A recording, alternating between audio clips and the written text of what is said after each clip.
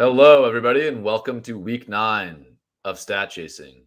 The NFL trade deadline erupted with a ton of moves today, with a lot of fantasy relevant players switching teams. We have Nyheim Hines going to the Bills, Jeff Wilson on his way to the Dolphins, Chase Claypool is now a Chicago Bear, and many more.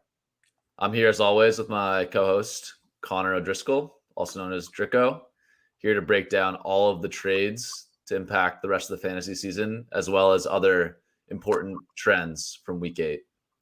Connor, how is it going with you? How are you feeling with this crazy NFL trade deadline? Well, the NFL is drunk, so I'm on my way as well. I looked in my fridge trying to grab a drink as well. I heard you were going to be drinking on the show, but I drank myself clean this past weekend, so unfortunately can't be joining you. But living. Yeah, man, I can't. This is weird. I mean, the NFL trade deadline, I feel like historically has been very quiet. We always get hyped up for it, and nothing happens. This year, I mean, along with the McCaffrey and Tony deals coming a couple weeks before it, it really feels like the NFL is starting to trade more than they ever have. Yeah, I absolutely love it, to be honest. I think it seems to be all part of a trend towards more kind of like aggressive going for it. Like maybe this is bullshit, but I think of it in terms of, well, teams are going for it now on fourth down more often. Like teams are more willing to pull the triggers on these trades, and it does seem to be like, hey, you can't get anywhere unless you're willing to take some chances. Yeah, I agree with that. It seems like there had been sort of a long inefficiency in the NFL where teams weren't willing to trade draft picks or proven talent. And I like to see, I mean, you can criticize some of the trades, right? Like the Vikings, TJ Hawkinson hasn't shown a ton in the NFL to be maybe worth a second round pick, but hey, they're 6-1, or maybe even 7-1 after last week. Either way, they have a great record. Irv Smith is out and they're going for it. And I think that's the type of move that you have to make, especially in a year where I think like part of this is driven by the fact that the NFC and in the NFL in general feels a lot more wide open than it ever has been. I think in the NFC, the Bills and Chiefs still look pretty strong, but in the NFC, you have the Eagles, and then, I mean, I don't think there's any consensus on how you rank the NFC teams after that. So I think I saw a tweet. I saw a tweet earlier today that said something along the lines of the Eagles going for it on fourth and goal in the Super Bowl kind of like was a broke a plane almost in terms of like how teams saw fourth down decision making, whereas the Rams just like saying fuck them kids, and winning a Super Bowl. I think that was probably a bit of a mindset shift in what good team building looks like. And I'm not saying that it is good team building, but it's definitely exciting. Yeah, I'm with you there. So, anyways, let's. We didn't have time to chat before the show, but Connor, I think we do something slightly different here. I know we have a decent amount of live viewers tuned in, and everyone wants to hear about the trade. So, why don't we jump into the running back position to start and skip quarterback so we can get right after talking through some of these trades at the running back and wide receiver position. Does that sound good to you? So you want to talk through the running backs broadly first, or just the specific guys who were traded? Yeah, I think so. I'll pull up the charts here. Whoa, is that looking weird to you or just me? Okay, no. Okay, sorry about that. Sorry. What I was thinking is, Connor, we just start in the running back charts and talk through it as always, but why don't we like make sure to cover the relevant trades? And Yeah. Like we normally do with kind of like injuries and contingent value, that sort of thing. Yeah. Yep, that sounds good. Okay, so for everyone following along, we're jumping right into the running backs here. We'll jump back to quarterback at the end. Just a lot of interesting trade situations to discuss here at running back. So on this chart, again, we're looking at running back expected fantasy points and efficiency. On the y-axis here, we have receiving expected fantasy points per game. On the x-axis, we have rushing fantasy points per game. You put those together, you get an idea of a total workload for each of the running backs here in the AFC. So, Connor, looking at this chart here, I think perhaps the first trade that we can discuss here is the Dolphins make the moves the Dolphins made today. They sent Chase Edmonds to the Broncos and sort of swapped him out with Jeff Wilson coming to sort of take his place, perhaps, on the Dolphins.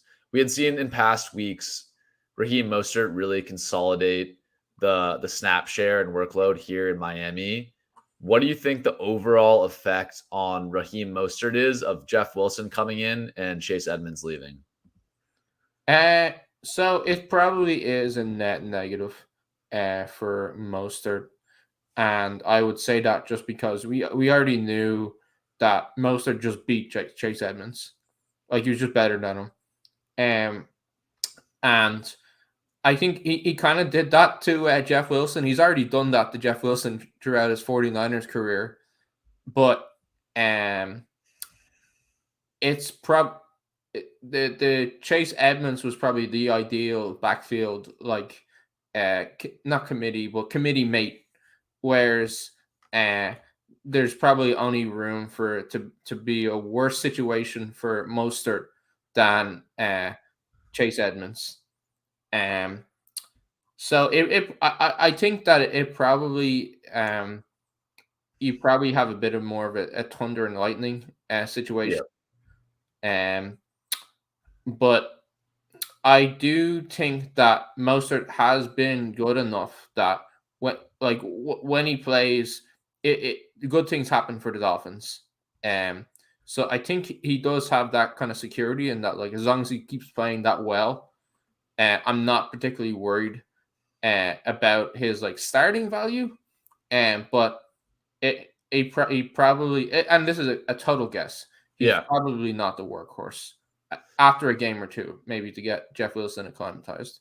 Yeah, I think I'm with you there, where I think there's more downside risk in the situation where it seemed to be an approach to kind of equilibrium, where Mostert had beat out Edmonds. Now that equilibrium is kind of thrown into flux with Wilson arriving. I'm just looking at the numbers here in terms of how efficient each back has been on their respective teams. Mostert's at, according to PFF's data, negative 0.1 FPOE per game, whereas, Mostert's at negative 0.6 fantasy points over expected per game, so slightly less efficient than you would expect, where Wilson is at negative 0.1 fantasy points over expected per game. So similar range there for each of those guys, but Wilson actually has been slightly more efficient. So I think there's some risk. And the other thing I'd throw out is I think Wilson and Mostert have really duplicative skill sets in a way that Edmonds and Mostert didn't. So I do think there's some risk here where they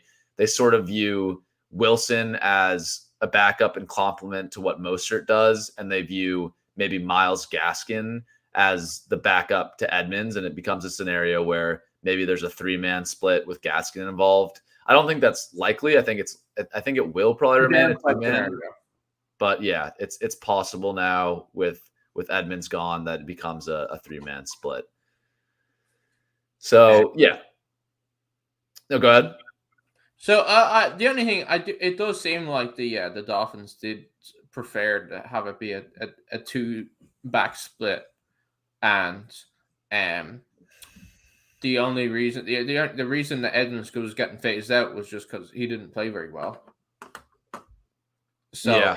If the only thing about the way I'm thinking about it is, if Jeff Wilson, I think Jeff Wilson has to play bad for Ahmed to crack him for touches. Whereas I think that I know the FPOE hasn't been great. I think Mostert is playing good enough that he's still going to be like the dominant share, even if I see Ahmed's main path to getting on the field is Jeff Wilson playing poorly, is how I would say it, I guess. Yeah, and that's a good point. So I think I see it similarly. I think we can maybe move on to another situation, but yeah, I think we see it the same way. Mostert is likely, if we were just to sort of summarize our points there, Mostert is likely to remain the lead in this backfield, though we think Wilson is probably better than Edmonds, so maybe there's a bit more risk that it's closer to 50-50, whereas the past few weeks it had really been Mostert dominating the sort of snap share there. Moving on to another trade within the AFC. We had the Colts and Bills doing a bit of a running back swap, with the Bills sending Zach Moss along with some picks over to the Colts in exchange for Nyheim Hines. So I think let's start with discussing the Bills backfield here. I think that's the more interesting situation. Sort of how it's played out so far is Devin Singletary has taken a pretty clear lead in workload here. He's shown in sort of the 10 to 15 expected fantasy points range. And neither James Cook nor Zach Moss even really appear on this chart. I don't think they even appear on our other snap charts. So it really had been Devin Singletary taking full control over this backfield. How do you see it now with Singletary, Cook, and Hines join the mix? How do you think this backfield is going to shake out the rest of the way? So, I think it's a little bit similar in that Singletary had just taken this dominant grab of the backfield because particularly Zach Moss underperformed, and now you're bringing in somebody who is unlikely to underperform to that same degree.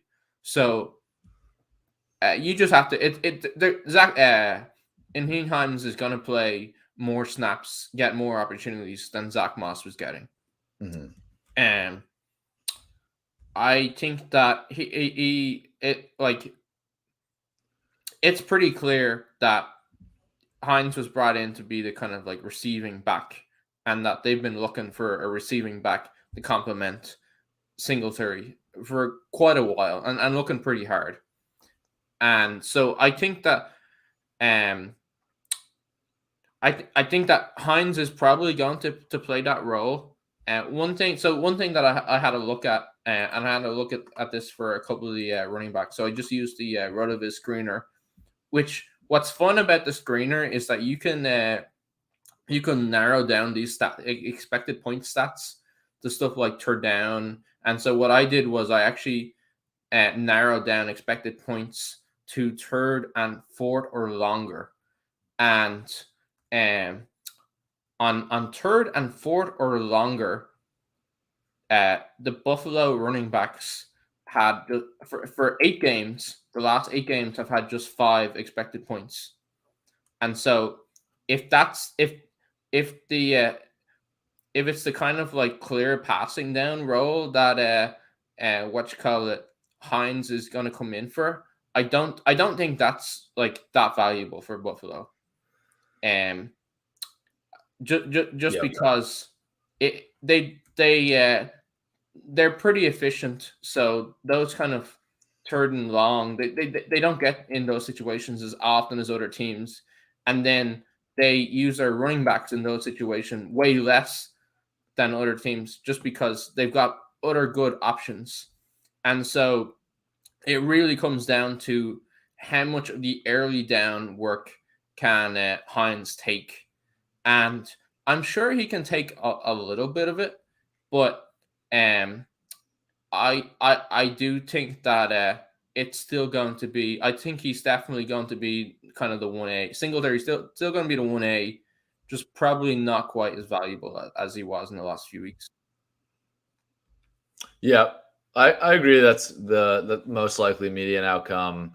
I do want to bring up with Singletary. I did a quick sort of look at fantasy points over expected again, comparing Singletary and Cook. And this is a small sample for Cook, right? Relatively few touches, but for the season, Singletary is underperforming his expected fantasy points at -1 fantasy points under expected per game, whereas Cook is overperforming his role with 0.8 fantasy points over expected per game. So I just wanted to bring that up to point out that while Singletary has emerged as clearly the top back by percent of snaps, by how the coaching staff use him, maybe that's sort of a trust factor on passing downs and pass blocking, whatever it might be. He's clearly emerged there from a snap perspective, but he has not emerged from an efficiency perspective. So if I can give one piece of pushback or just a slight disagreement. Sure.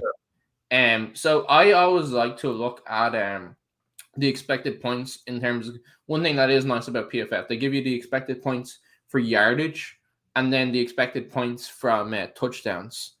And so one of the big reasons that Singletary has a negative fantasy points over expected is because his expected touchdowns, he should have, by their models, 2 touchdowns when he has or 2 rushing touchdowns. He does have a receiving touchdown, but he has 0. So that's like minus 12 points, and he's slightly under on the receiving touchdowns. And I guess to me, that's like obviously the touchdowns are really important, but that's like the most volatile, hard to roll forward, project forward part of the expected points, Sure, or over expected.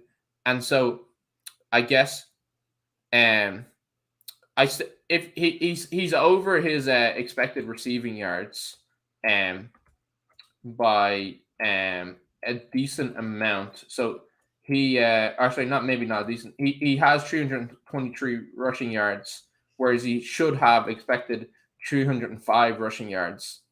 Yeah.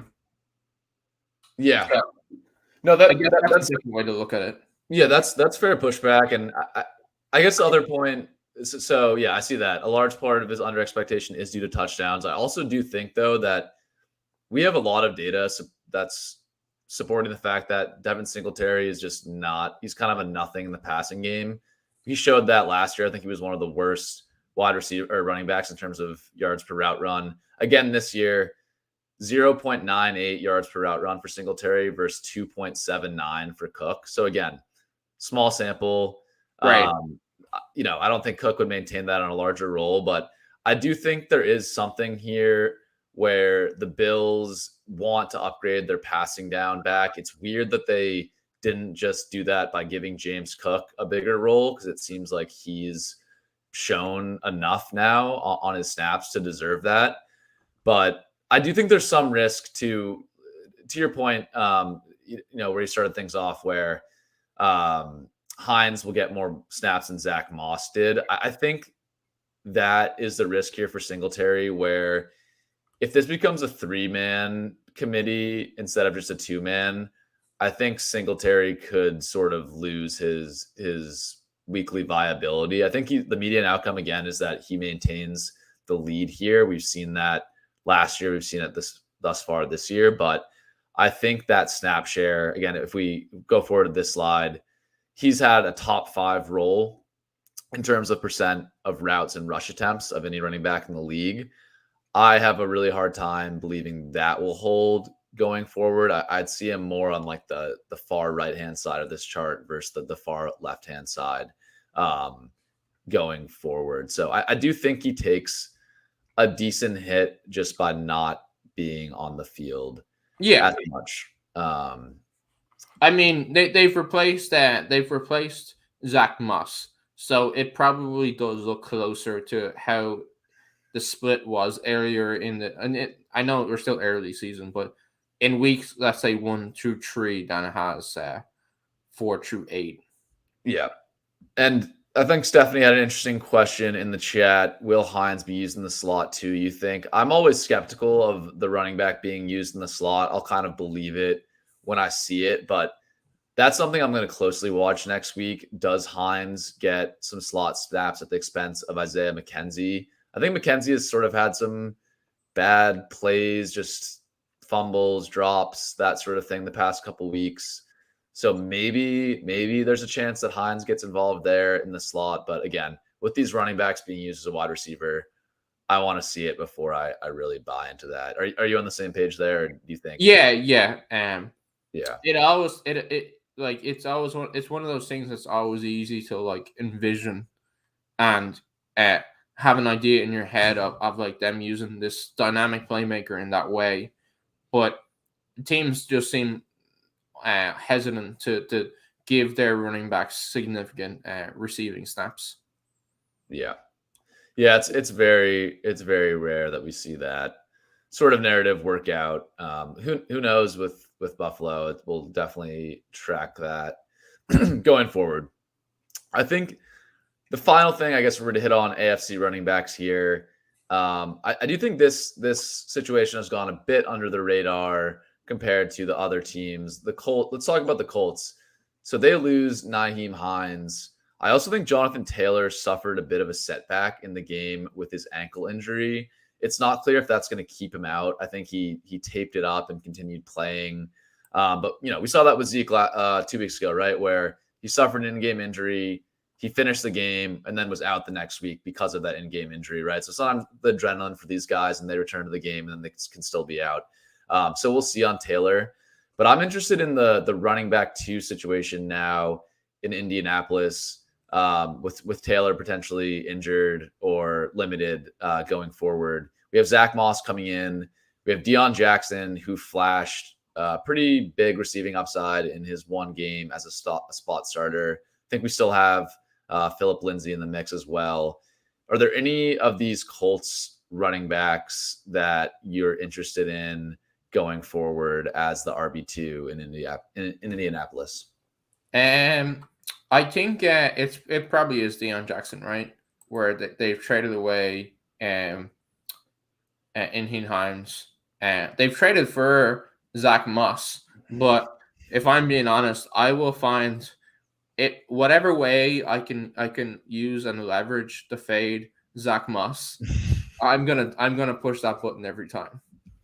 Like, for as long as he's in the NFL, I'm gonna look for ways to bet against him playing. Yeah, he's really not very good. I think I'm in the same boat. Like, we saw a little bit of upside for Deion Jackson. I think the Zach Moss thing was just a throw in the deal. I don't think the Colts, are going out of their way to get Zach Moss. It was, maybe something to make the salaries work. I don't know. But yeah, I liked Deion Jackson, and I this is a good thing to bring up. JT's ankle looked pretty swollen. Yeah, he after that injury, he doesn't look quite right out there, and you just start to wonder. It's looking like a lost season for the Colts. They're trading away. They're bringing in Sam Ehlinger at quarterback. They're trading away Nyheim Hines. Like, you have to wonder if they're going to be cautious with JT on sort of a lost season where maybe they're even outwardly tanking to some extent. So I'm pretty interested in Deion Jackson. I think he's probably available in a lot of leagues, and I'll be making some bids for him where he's available. All right. Makes sense for sure. Yeah.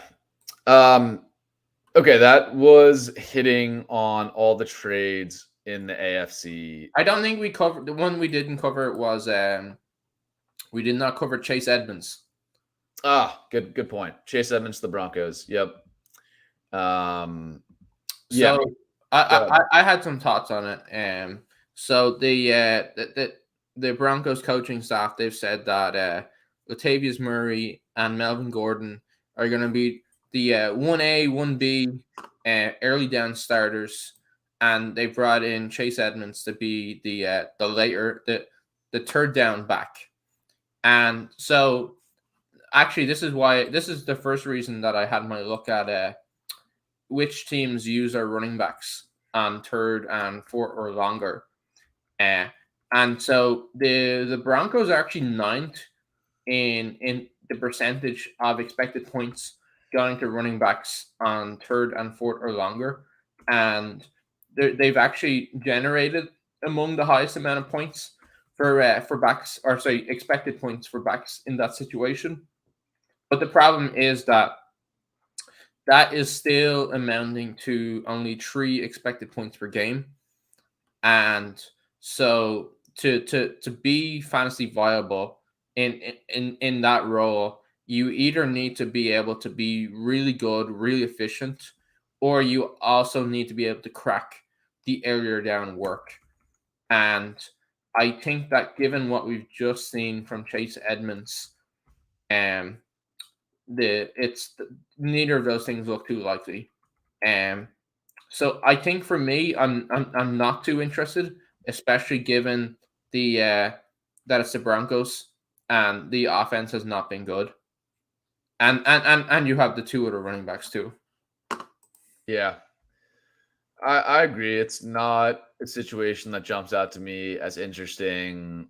Look, I mean, we and I assume a bunch of our listeners play in these super deep leagues with long benches. Like, I think Edmonds is certainly worth a roster spot.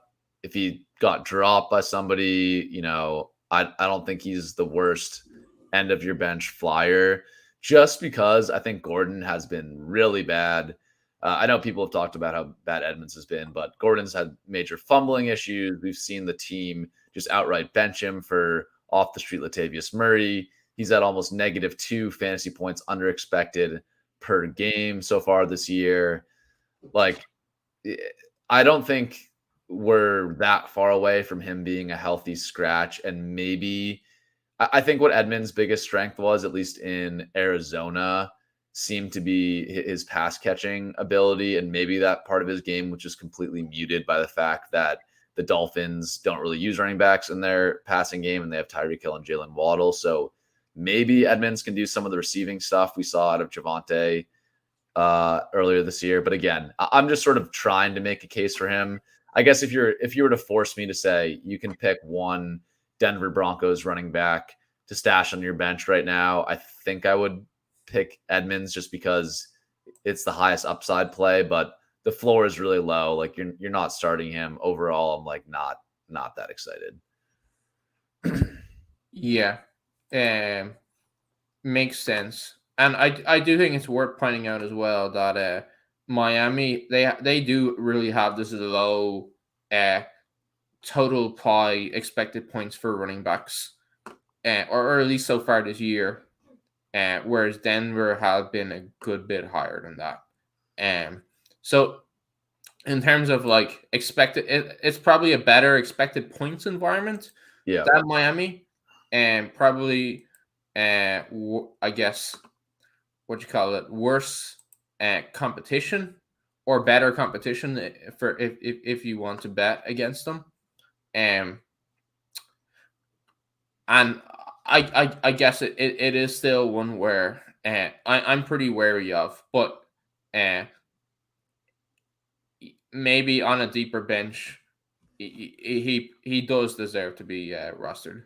Yeah, I think like if I had Chase Edmonds on my team, I'm more excited than I was about him in Miami. Right, because he was dust. Yeah, he was done in Miami, barring injury. Now I think he has like some path to fantasy relevance even without injury. And if that backfield goes down to 2 running backs, like, people have been hating on the Broncos, but it's still a team that is supplying a decent pie of total fantasy workload to the running back position. So it's it's a slight win for Edmonds, but not like something I'm celebrating if I have him on my team. You're right. Okay. They traded them away. What'd you say? He was so bad they were happy to get rid of him. Yeah, he was really bad by a lot of the advanced metrics. Which I don't have up right now, but I've heard cited multiple times just how he's sort of ranked as one of the worst running backs in the league across a ton of rushing, receiving metrics at the position. So not somebody we should have too much faith in.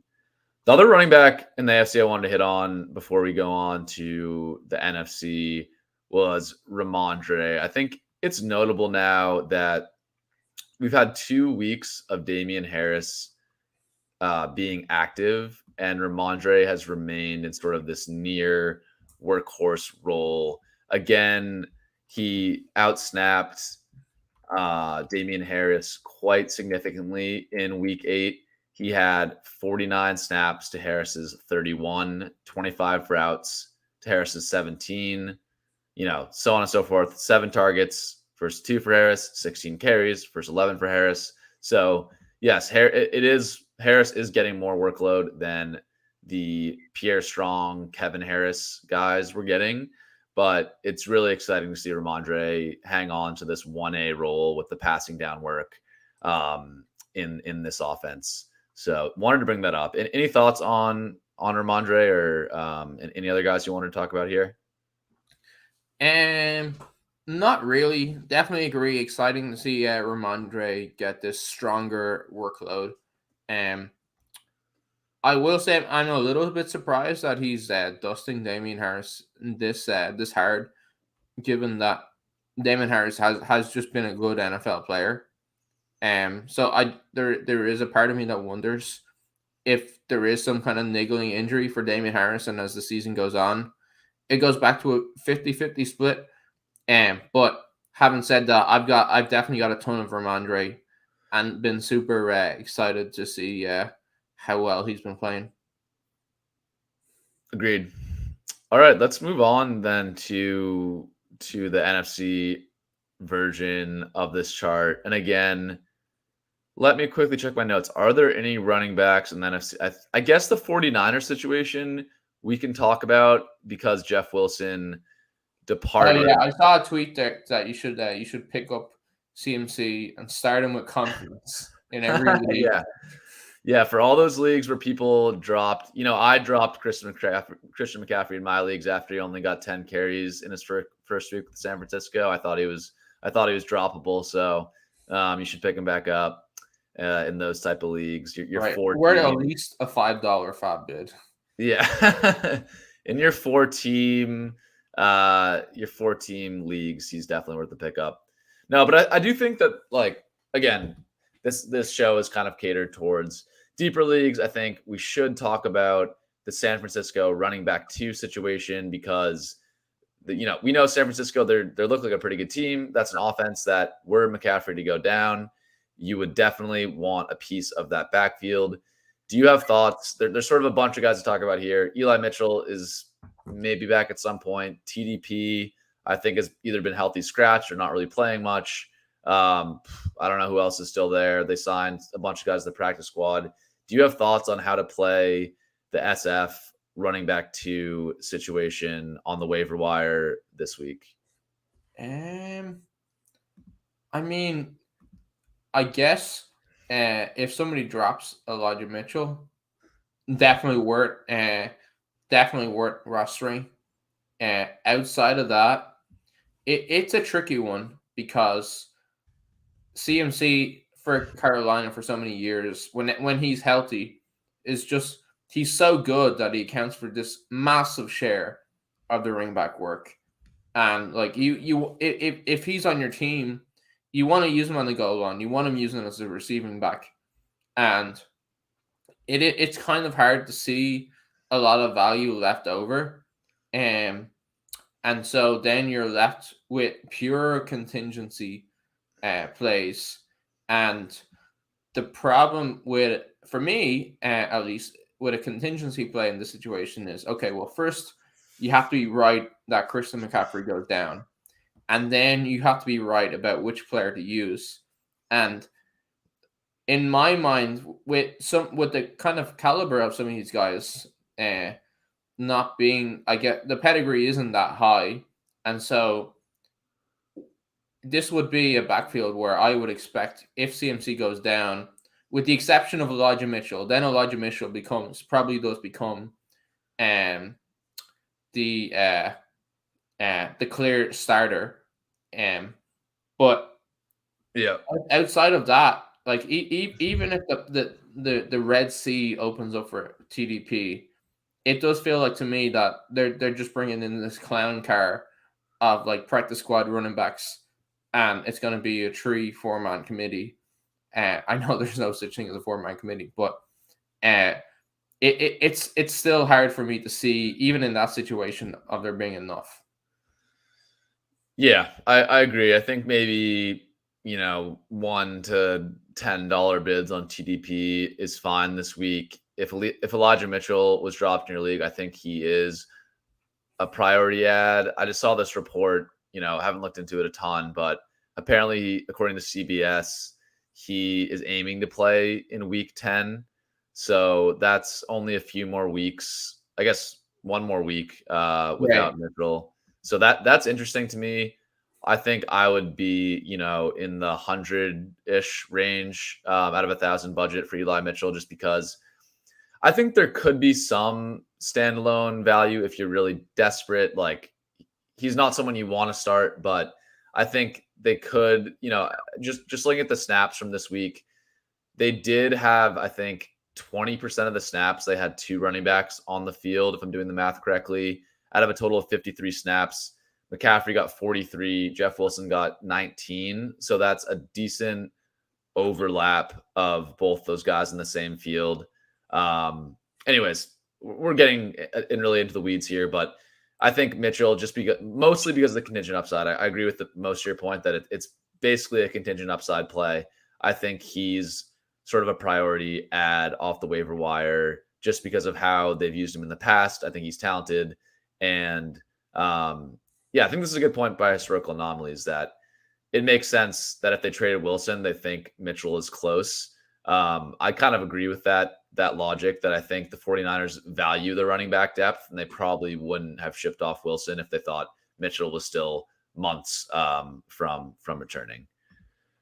Yeah, I think that makes sense for sure. I guess it does make sense to have some value on a contingent play like that, where we know that absent CMC, Elijah Mitchell would be the workhorse. Like, there's very few situations in fantasy football or the NFL where you know that this guy is the workhorse if the starter goes down. But it does seem like to me that it is kind of like a pure handcuff. Yeah, I think it's one of the best. It would be one of the best handcuffs that I can think of right now, outside of the super obvious Madison, Pollard, AJ Dillon, those type of guys. I think Mitchell joins that tier of elite handcuff once he comes back. And to be honest, people were drafting those guys like early-ish, like maybe not. And in some cases, like Tony Pollard, I think was expected to have a standalone role, whereas Alexander Madison was drafted early enough, just on pure handcuff value. So getting him for fab is definitely good. And you don't really want to drop him unless you're absolutely desperate. But yeah. I don't think you really do want to drop him. No, but I definitely saw. But I have to double check our stat chasing league. I feel like I saw him dropped in that. I've definitely seen him dropped in some of my other leagues. So, anyways, that's definitely, I'm double checking on that situation in all my leagues if Eli Mitchell is out there. Connor, moving on from the 49ers. I think with Ronnie Rivers showing up in the chart for the first time, it's appropriate we talk about the Rams clusterfuck at running back. I think Ronnie Rivers actually led the team in carries this past week. And let me pull this up, just double check. Yes. Ronnie Rivers led the team in carries with 8. Henderson still slightly outsnapped him, 24-21. Malcolm Brown also mixed in with 13 snaps. So this was really like a true 3-man committee. I don't know. Malcolm was sick, right? Yeah, I think he had like a bad flu. Henderson did? Yeah. Okay. I missed that. Regardless, I think like we've seen this a lot with Henderson this year, where he leads the team in snaps and just doesn't really do shit. Like, I guess with where you drafted him, he's been okay, but I don't know. I don't know what it is. Like, is it a symptom of the Rams offense just being broken, that they can't really generate any points at running back? Is Henderson just, I made this comp last week when Hassan was on the show, that Henderson's almost playing like that Dare Agumbawale role from the Bucks, from 4 or 5 years ago. Bit of a deep cut, but basically like a pass catching back that runs all the routes but doesn't get targeted and like doesn't really get carries. It's just weird, like high snap share but terrible like fantasy point usage role. anyways, I'm sort of stumbling around here, but do you have any read on this Rams backfield or any way to attack it going forward? It just seems like a lost cause to me at this point. Yeah, I largely agree. I do think that maybe when Darrell Henderson, maybe on a week where he's not sick in the lead up, maybe there is still something there. But it is still such like a low. It's kind of a nightmare situation for fantasy football where they don't give this high percentage of expected points to running backs in the first place, except for goal line carries, and they haven't been getting there that often. And if it's going to be split up, I mean, even how do I say this? Even if it's getting split up in when if it's still getting split up like that when he's not sick, Yeah, then there's better fishing territory, I guess. yeah, yeah. I agree. And again, we're now moving on for those following along on video. We're now looking at the running back snaps and usage chart. Just quickly wanted to pull that up to make the point with Henderson that I don't know I need to come up with a term for this type of role. It's kind of similar to Singletary where they have high routes and rush attempts percent, but it's mostly routes and it's mostly empty routes. So they're kind of Henderson and Singletary are these unique, weird sort of backs where they're out there for a lot of snaps. In theory, you would think they're like decent buy lows, but the team just doesn't really give any points to the running back position. And Singletary is on the Bills, so he has that upside at least where I think he could stumble into a 2 touchdown game just because he's on the Bills, whereas Henderson on the Rams broken O line right now, it's hard to see that happening for him. But anyways, I think that was good coverage of the Rams. Before we move on to wide receiver, I wanted to make a couple points. One, I think the Kenneth Walker stuff is really exciting. Again, he's still somewhat muted on this chart with only about 40% of his team's route / rush attempts. But this week, he passed the test of having Travis Homer return from IR, and he still led the team in snaps. I think even had a higher percentage of team snaps than he had in weeks past. Out of 64 snaps, he had 49 to only 14 for Homer, 5 to DJ Dallas.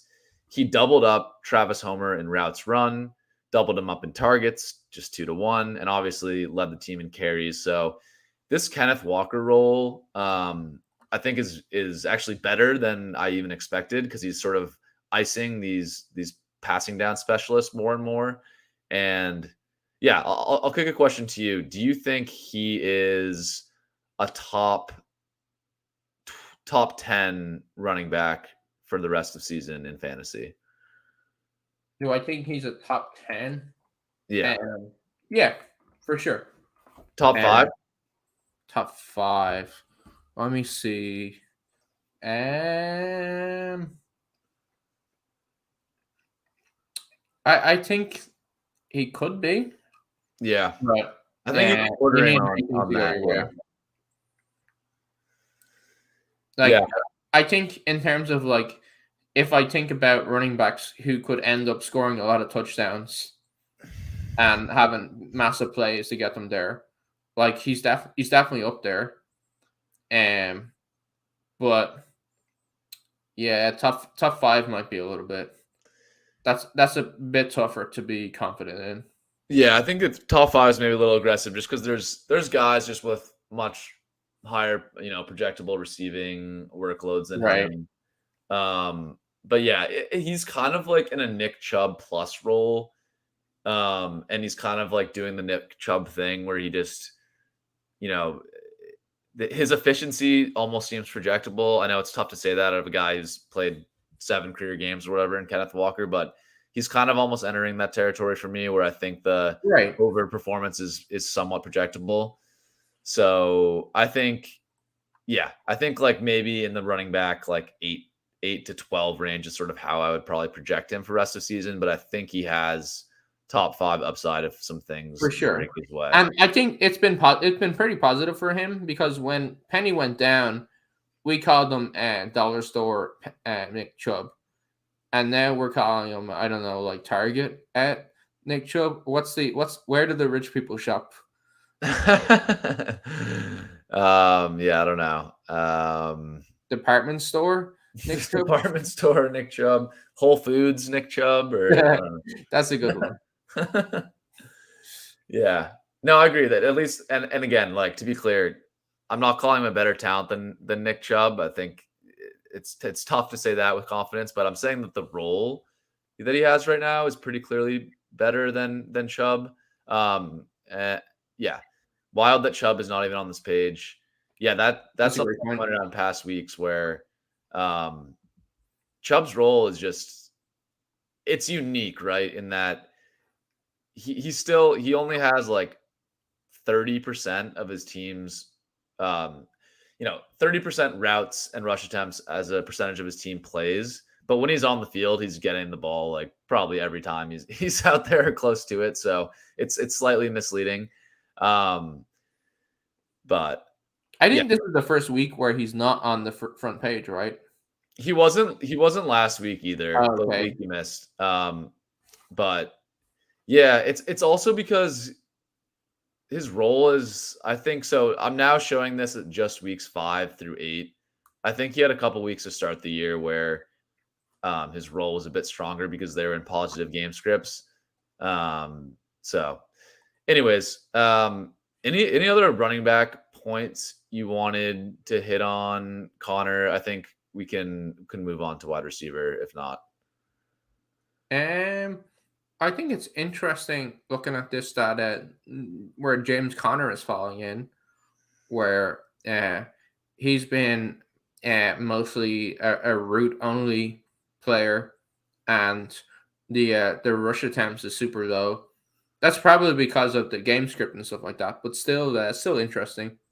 Yeah, I think that one is maybe a little misleading too, because so this is weeks 5 through 8. I'm guessing one of those games is when he went out early for injury, but regardless, the James Conner role has just not been, even excluding that, the James Conner role has not been as strong as expected. You thought you were getting a lot of goal line carries, and you haven't gotten them. Yeah. And you thought that with Edmonds gone, he would get a bigger workload. That has not been the case with Benjamin sort of emerging a little bit. So anyways, looking now at wide receiver. For those following along, we're looking at wide receiver opportunity versus fantasy points, and starting with the wide receivers that have run more than 85% of their team's routes. On the y-axis here, we have fantasy points per game. And then on the x-axis, we have weighted targets per route run. To explain that metric, it is targets per route run. So for the percent of times on a route that the player is earning a target, but weighted by the player's average depth of target, such that a screen pass, doesn't count as much as a 50-yard bomb down the field. It sort of weights opportunity based on how far down the field you are getting that target, that opportunity at the wide receiver position. So that's the chart. Those are the metrics. Before we there's a couple of trades we can hit on here again, Connor, but I wanted to start with DeAndre Hopkins. I mean, that's nuts. Yeah, it's crazy, right? He's, for those, listening along, he has an 85% weighted targets per route run. That is the best in the NFL besides Tyreek Hill.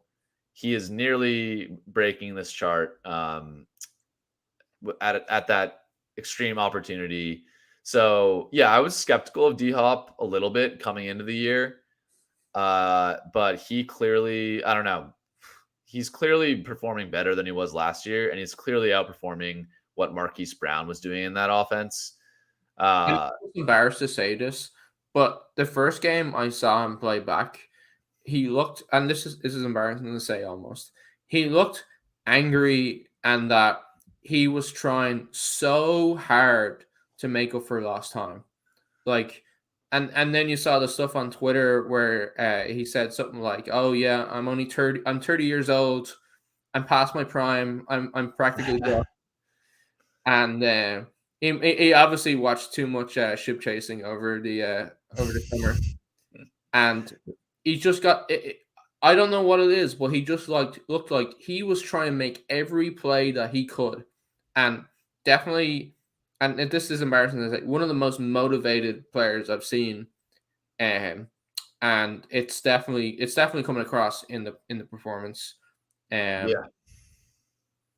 He's obviously one of the best players, and he's playing like it.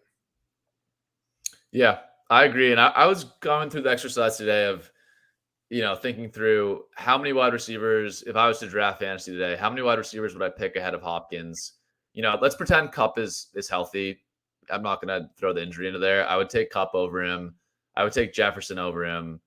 I think I would take AJ Brown over him, and then Tyreek Hill and Diggs. But then after that, I think I would take him over Devontae. I would take him over Mike Evans, take him over Debo. Anyone else you want to throw out there, Jalen Waddle. I think Hopkins would come, right in there at sort of my wide receiver 5 or wide receiver 6. Right. Agreed. Yeah. He's up I there. think Jalen Waddle is where I'm starting to go, maybe, probably, but it doesn't feel as comfortable. So that's probably exactly where he should be. Yeah.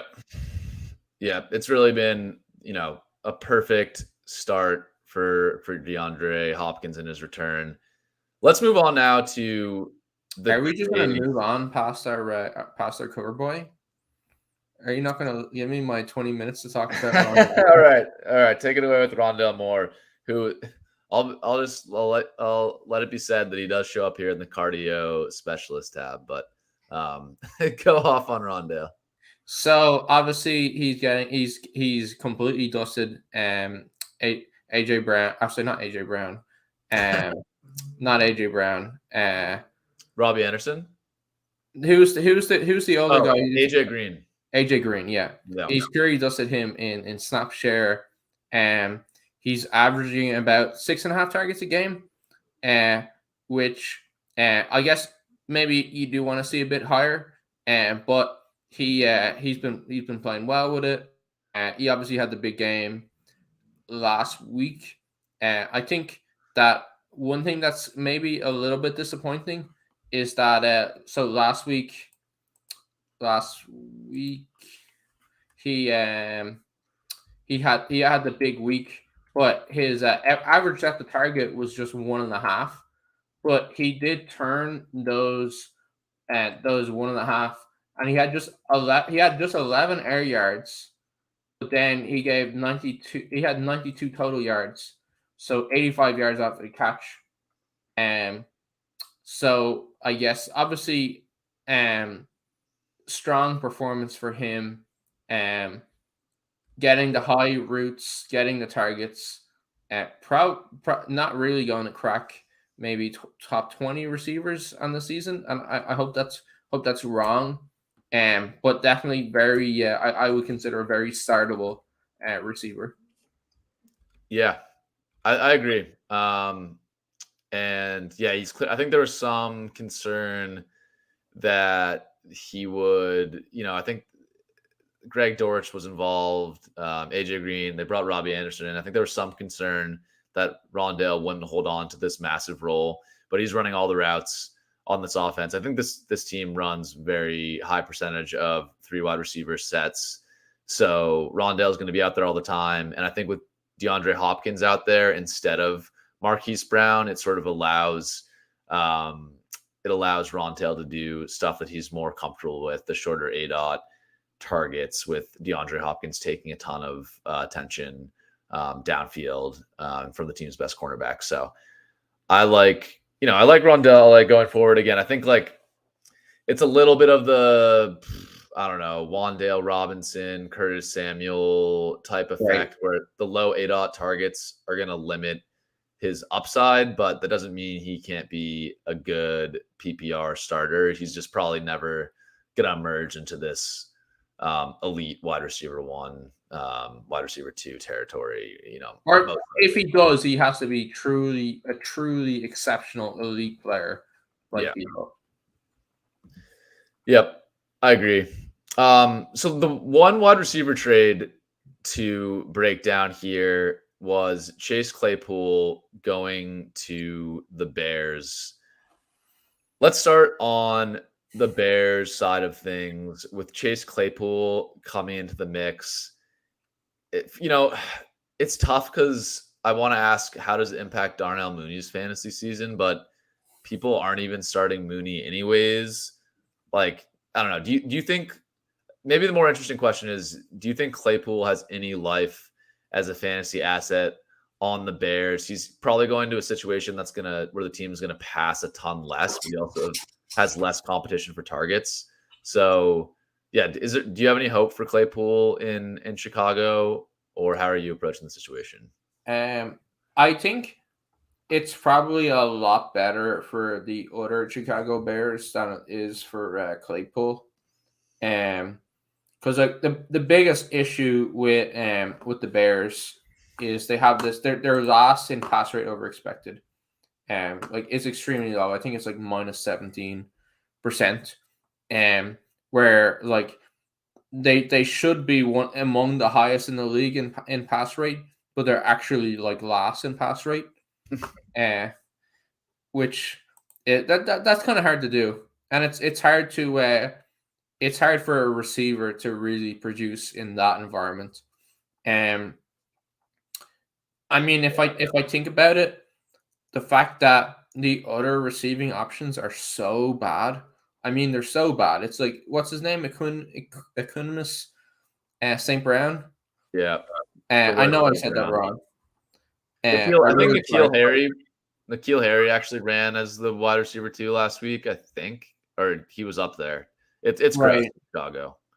And you've got these players that are so bad that you like in terms of like a weighted targets per run. I think he's definitely going to improve in that metric because the competition gets substantially worse, like incredibly worse. It probably is quite helpful to the offense overall, just because the other players are so bad, and he does seem like a pretty good fit for Fields. Where like I kind of see Fields as this like kind of like playmaker, where he's got this really good deep ball, and when he gets out of the pocket, he makes things happen, and I think that could be like there could be things where they link up and boost each other in that way, and maybe having Claypool encourages them to pass more, just because it's not like, okay, well, like what are we gonna game plan around trying to N'Keal Harry, so maybe there's like boost there, I think I'm like somewhat. So maybe my best ball team, Chase Claypool. I'm like somewhat encouraged of like, oh, maybe that could be a good thing for him. But in terms of like starting him, I think you have to be in a tough spot to start Claypool still. Yeah. I drafted a ton of Justin Fields to Chase Claypool stacks, predicting this trade would happen in week 7. So I'm really excited for my best ball shares there. But joking aside, yeah, I kind of see it similar. Claypool, I think there's some. I mean, you weren't starting him in Pittsburgh, and maybe give him a couple weeks, and you can feel okay starting him in Chicago. I think it's unlikely, but it at least opens up that possibility. They gave up a 2nd-round pick for him, which is pretty high compensation. So you think that they're definitely an overpay. Yeah, certainly seems like an overpay, but you think it would mean they have plans to use him. Right. We'll see. They have a vision for how he fits into their team. Yeah. And yeah, again, the last point I want to make in Chicago, I wish I had the stats to back this up. I don't have the team stats pulled up right now, but it does seem like they're trending a little bit more pass happy. Obviously, still very run heavy team, but there are some truly ridiculous games to start the year in terms of rush attempts or lack of passing attempts, and it's been a little less extreme recently. So um, we'll see if they want to, at least test what they have in Justin Fields as a passer. Maybe there's some chance they open up the offense, but I'm not holding my breath there. Okay, let's move on to the next chart and touch on a couple quick hits here. I wanted to, first, I think we should talk about Tyreek Hill and how insane. We just talked about how insane Hopkins' weighted targets per route run is. Tyreek Hill's is even higher. He's fully breaking this chart, and he has a 8-week sample size, or maybe 7-week sample size, versus just 2 for DeAndre Hopkins. So this is truly an insane season that Tyreek Hill is having. I didn't expect this at all. I think he's on pace for 2,000 plus yards. I don't really know what to say. Like, there's nothing actionable you can do. If you have Tyreek Hill, you're not Right. trading. It feels silly calling him a buy low because there's no way to actually action that. But for his strong as his yardage and receiving and all that has been, he's only scored 2 touchdowns in 7 games. Which given his yardage number, and his big playability, it does seem like there's actually positive a ton of positive regression, not due, but that you would kind of expect for the second half of the year, which is insane to say given how good he's been. Yeah, I agree with that. Yeah, I'm not selling Tyreek. I don't think anybody is, but yeah, maybe the actual advice for your home leagues where you can trade, send out a Diggs for Tyreek plus another asset. Send out a Cup for Tyreek plus another asset. Obviously Diggs and Cup are amazing too, and I'm not selling those guys, but if you can maybe get the Tyreek Hill manager to give you, I don't know, Tyreek Hill and ETN for Diggs, maybe, again, it depends on your league. That trade might be quickly rejected by the manager if they're paying attention. But to someone who's just box score watching, they might be like, oh, I'd give up, Tyreek's only giving me 20 points a game versus 25 for Diggs. I'll give up Tyreek and a big piece to get up to Diggs. I would maybe look at that type of move as maybe some actual advice. Because I agree with you, Connor. I think Tyreek Hill is underperforming his expectation, which is insane because he's at over 20 fantasy points a game right now. Definitely a guy where you want to play him in DFS. I guess you have to be careful about ownership and whatnot. But definitely something where when he hits, it's like a 50. He's not due. I would expect there to be multiple 50-point games the rest of the year. Yeah. Wow. Multiple 50-point games. I love that. Well, I mean, if he's going to get these huge bombs, 200 yards receiving. Yeah, with the DK bonuses too. Yeah. Yeah, I also want to say on Hill that also what this is underselling is I think he had 5 rush attempts last week. Let me double check that. No. Did he have? I think he might have had 5 rush attempts the week before.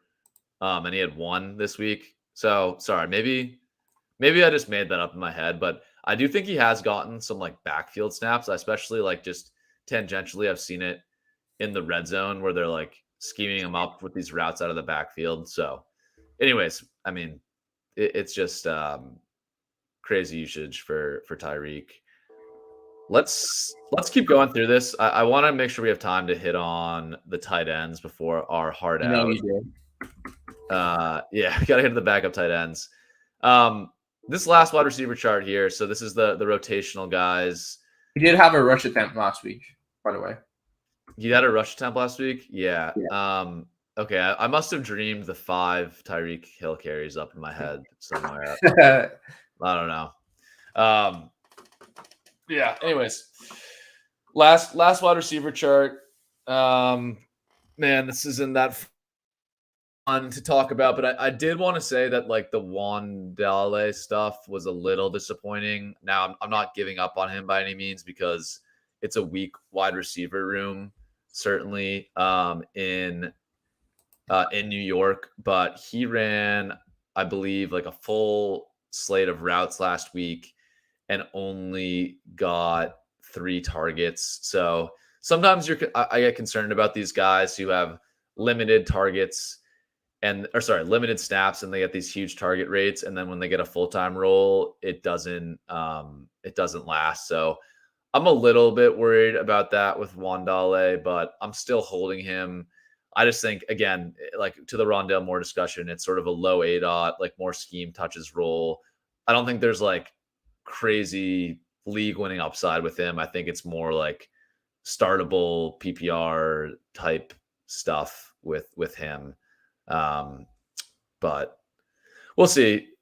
Connor, any gross Scott? I know you've been dying to talk about Dennis Houston, right? Dennis Houston. I actually met him 2 weeks ago. Very nice guy. Yeah, he's actually he's a car salesman in the greater Columbus, Ohio area. Super nice. He loves stat chasing, and that we need to keep up the great work. Okay, let's move on to tight ends. I did have a ton of notes on Keith Kirkwood, but we'll have to save that for next week. Tight ends. We're looking at here now tight end utilization and efficiency for all the tight ends with greater than 60% of routes run. So to be clear on the start, this is just weeks 5 through 8 for the route percentage numbers. The targets per route run and ADOT numbers are the full season numbers because we see those as more sort of sticky. The larger sample size is useful there, whereas for the snap numbers, we just kind of want the most recent snapshot of what's happened over the last 4 weeks for those teams and how they're thinking about their tight end rooms. So a couple things we can talk about here. What jumps out to me is the Foster Moreau contingent upside is really strong as far as tight ends go. He is out there running all the routes without Waller. 80% of his team's pass routes. He has an 18% targets per route run, which is passable, not amazing, but decent for a tight end.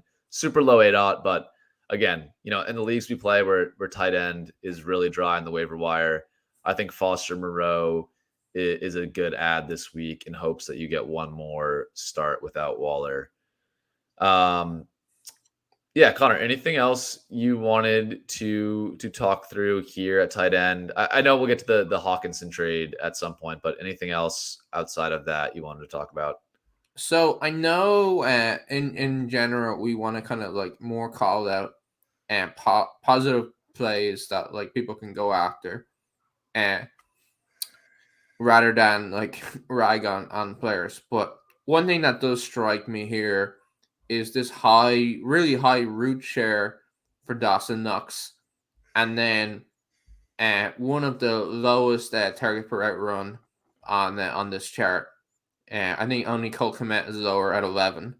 Dawson Knox is 12%, and I guess a passable 7.5, 7.5 ADOT. But given how much it cost to draft, how highly drafted Dawson Knox was, I do think that's pretty disappointing.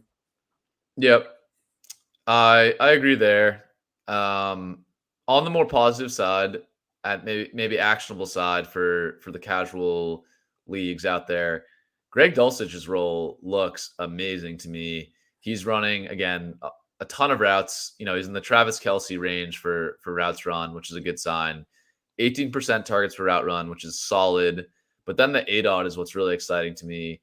13.3 ADOT. I know he's running a lot of slot snaps on that team because they don't have a great wide receiver 3 there in Denver. He's truly being used as more of a wide receiver than a tight end, and that's how he profiled out of college. So I'm more willing to buy into that high ADOT. And I think at tight end where, the floor is low for every tight end outside of, your Kelce Andrews types, that the ceiling is really what matters. And when I see a guy there with a near 15 ADOT at tight end. That's a signal that he can get some splash plays down the seam, score some long TDs for that team in Denver. So I'm really excited about Dulcich. I'm really happy for Pat Kerrane, who I think he actually took out a loan to invest in Greg Dulcich dynasty shares. So I'm really happy for his long. I think he has a snippet of his hair in his apartment. That's what I heard. Yeah, he's slowly collecting pieces of Greg Dulcich in his house. Yeah, he's gonna clone him in future years. The funny thing about speaking of Greg Dulcich clones, I think they have some kind of like hairstyle policy on the Denver Broncos tight end room, because they got a bunch of guys with this long flow catching passes at tight end that I've been fooled once or twice, where I think it's Dulcich and it's, Beck or Saubert, or I'm not going to pretend to know who all these guys are, but it's interesting there in Denver.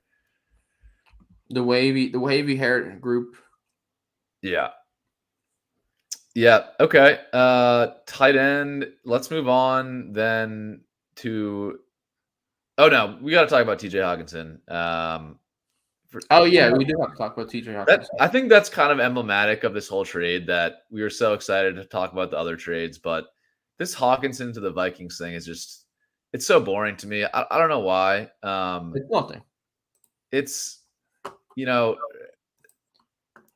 Let's start with Hockenson on the Vikings, and then we can maybe get into the Lions deep cut stuff. One way I wanted to look that I thought it would be good to look at this was what percentage of expected receiving points and does tight end as a whole make of the Lions receiving and the Vikings receiving. So for the Detroit Lions,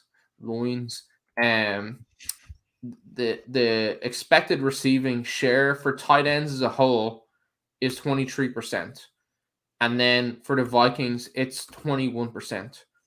And what is very apparent is that outside of, like, let's say the top 5 teams for tight end usage, it's extremely flat.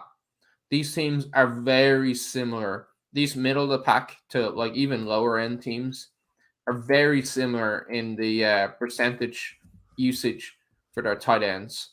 So moving from one of those mid-pack teams to another it doesn't mean a whole lot to me. Yeah. I wish I had a different, more exciting take, but I'm with you there. It doesn't mean a whole lot. If I have TJ Hockenson on my teams, I'm like, I don't know how to think about this trade. Like it seems like a wash. But it's also it's a mystery box, right? Yeah, maybe there's some unknown upside there. I mean, maybe the reason that they traded the second round pick for him is like, oh, we think this guy is awesome. Like we thought that we went into this year thinking that Thielen was going to be the same red zone threat that he always was, and we discovered that's not quite the case anymore. And here's a guy who's a big, fast tight end, and maybe he's that guy for us. And you win there, but that I'm really kind of stretching to tell a story there. Yeah. I think you have to sort of stretch to tell a story with Hockenson. Okay. I think there was one other. Oh yeah, the other thing I want to talk about is the Lions backup tight end situation. Actually, the chat is clamoring for the backup tight end chart. Is that Sham Sermon? I don't recognize that listener. I think what's Sham Sermon doing in our chat? He must be a new VIP that was brought by Stat Chasing. I haven't heard of that guy. But yeah, as we talk about the backup tight end chart, I don't think they're going to be on there, but we were going back and forth on Discord chat earlier about the Lions tight end situation. We got Brock Wright and help me out here. Who was the other guy? James Mitchell. James Mitchell. And so before we get into this, I do want to tell the listeners just how much Sam and Stat Chasing cares about delivering accurate backup tight end information for you. So BFF, if a player doesn't receive a target in a game, they show them as not having played the game in their week by week data. So we went back in and redesigned our entire spreadsheet and chart system so that we could get you the most accurate backup tight end information possible. So just make sure that you appreciate that. Yeah, we put hours in each week looking at all the backup tight ends. I can't even tell you how many hours of Josh Oliver and Jack Stoll film I watched in the All 22 this week. We called their parents and asked them, "Hey, what do you think your son is going to do this week?"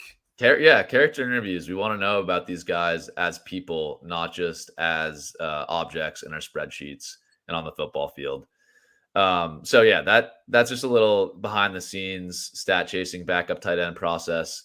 We will give you the best Eric Saubert takes in the whole business. So, subscribe to the Discord, DM me about John Bates, and we can have a lot of fun on the Discord this year.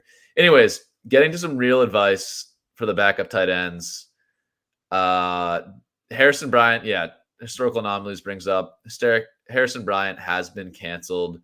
That was a huge brand hit for stat chasing. We talked up his contingent upside for weeks, and he just goes out and duds so hard that we had to change our entire spreadsheet system to account for him. So he has been canceled. He's clearly. I had a bad take there. His peripherals look similar to Njoku's, but he did not nearly have the snap share that Njoku did as a starter. He did earn 0 targets on, I think, like close to 50% of the team routes. So they do not view him as a one-to-one replacement for Njoku. It's not a Foster Moreau situation. You can safely leave Harrison Bryant on the waiver wire, even in your deep leagues, I think. And Stephanie, as you know, we put 100% guarantee behind every backup tight end take that we give. So if you lose money on our backup tight end takes, contact our admin, and we'll be in touch. It's actually Pete Venmo's you if you lost money. If you lose money on any of our since we're not being paid for this, any money you lose on backup tight ends, Pete actually directly Venmo's you. So I would just go directly to him, say, hey, I lost money on Harrison Bryant. Sam said you're good for it, and he should fully recoup you for that. Anyways, the other thing I'd like kind of serious thing I want to talk about before we go. We have to talk about these players for a little bit. We have to. Chig, we can't go without talking about David Kinchin's favorite player, Chig Okonkwo. I actually do think this one is more of like a Sam. We have a special segment for backup tight ends every week, and we've just had a major shakeup where backup tight ends could now foreseeably be prominent. We have to talk about them. I know they're not in our chart, but we have to talk about them. Isaiah Likely you're talking about? No, I'm talking about Checks Notes, Brock Wright, and James. Oh, yeah. Yeah, Brock Wright. Okay. Okay.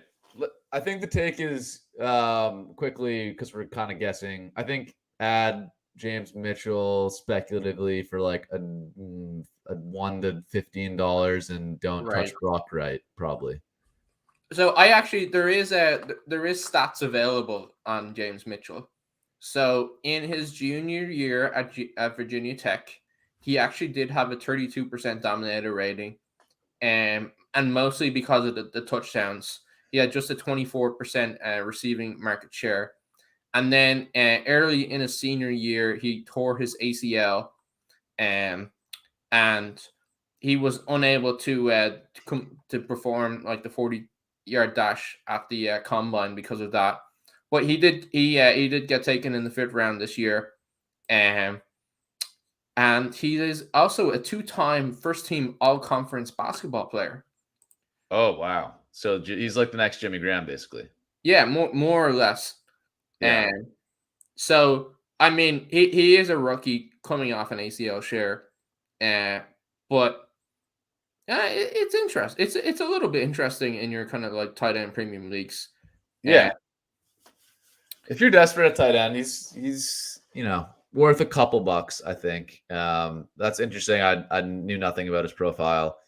Before we And then go, Brock, we both agreed that Brock Wright is, without even looking at anything, it's the name of a blocker. His first name even rhymes with block. It should be Block Wright, in my opinion. Yeah, you see a name like Brock Wright or like Jack Stoll or even like Cole Turner, and you see the name and you can just tell it's a blocking tight end. You don't have to check any stats. It's a full just sort of name-based analysis. If your name, is generally like one syllable for the first and last name, Jack Stoll, Brock Wright, that's a blocking tight end. You don't even think about adding him. So there is some. So he was actually coming out of high school. He was the number one ranked tight end, but then he went to Notre Dame, and as a 4-year player, I think it might have even been more than 4 years. In 40 something games, he was only a starter for 11 of those games. So when you're the backup tight end in Notre Dame, that's when you know we're going to be excited to talk about you in stat chasing. I like this from Josh. He's sort of big. He's doing the not in my league thing to me about backup tight ends. He's been stashing James Mitchell since the second Bush administration. Apparently, I got to get in some of Josh's leagues because apparently in those James Mitchell was drafted in like the 5th round. So yeah, I will. He's I will in this is a tight end premium at Devo League development league where he's had him since his freshman year. Yeah. So we'll bring on Josh to the show next week. I want to talk to him about Mason Schreck, who is definitely a real person and not someone Connor just made up to try to trick me this week. That is definitely a real NFL player. To be honest. In fake tight ends. Mason Schreck is, that's okay. We've gone off the rails. I did have one real point before we go. Chiga Conquo for you dynasty sickos. He's been kind of interesting. 22% targets per route run, deep ADOT. And like as far as contingent plays go, I would like monitor if Hooper went down. I would be kind of excited about him. Maybe at some point Tennessee throws in the towel on their season and he gets more run. But I know he was sort of a trendy prospect in dynasty circles, and he's flashing a bit as a receiver, obviously, again, on a super limited role. Yep, he's been on Stephanie's taxi for the last 10 years. So this is probably we need a panel. We need a backup tight end panel next week.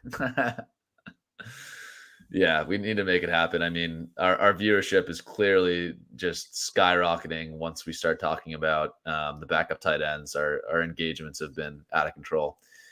Anyways, that was fun, Connor. I think we're going to skip quarterback this week. I don't think anything major to talk about there, as we're sort of approaching our end time here. That was a ton of fun, guys. A lot of fun going over all the trades. I think I got a better grasp on some of the situations there from talking through it. And yeah, just a couple quick plugs. You can check out more analysis. And if you want to see these charts to look over them yourselves, you can find it on my Twitter at Sherman_FFB. I post those charts every week with a couple bullets and takeaways on each position. So yeah, you can find that there. Connor, anything else you wanted to plug before we head out? No, I guess subscribe to the Ship Chasing YouTube channel. If you're watching this live, you already are. We have a lot of fun with the chat every week, and Ship Chasing subs do get to see it live and interact with us. Yep. And yeah, we'll be bringing on guests next week to talk about Mason Schreck. So you can also join for that. Anyways, that was a ton of fun, guys. We'll see you here next week. Good luck in week 9.